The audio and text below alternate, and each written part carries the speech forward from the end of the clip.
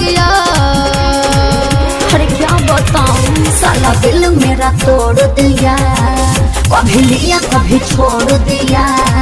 साला दिल मेरा तोड़ दिया, कभी लिया कभी छोड़ दिया।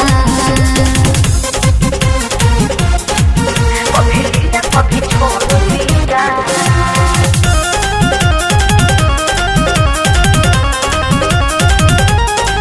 साला दिल मेरा तोड़ दिया, कभी लिया कभी छोड़ दिया।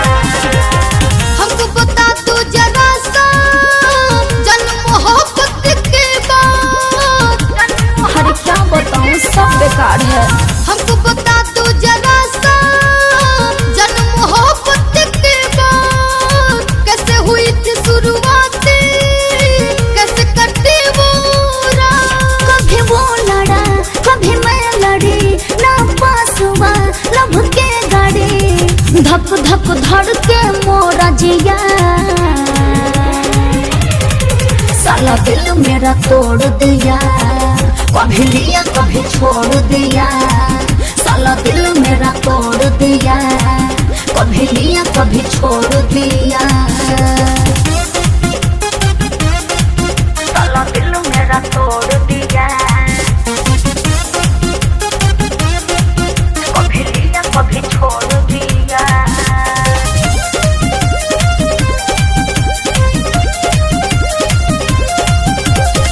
क्या क्या उसने खिलाया, कैसे तुमको मनाया। ओहो, सारा टेस्ट ही बिगाड़ दिया। क्या क्या उसने खिलाया, कैसे तुमको मनाया। इश्क किया है जो मैंने, मेरा भी अब तुझे आया। जब वो छुआ कुछ न हुआ, सांसें रुकी पलकें झुकी। तेरा नाम लिया उठ गया पिया, साला दिल मेरा तोड़ दिया, कभी लिया कभी छोड़ दिया।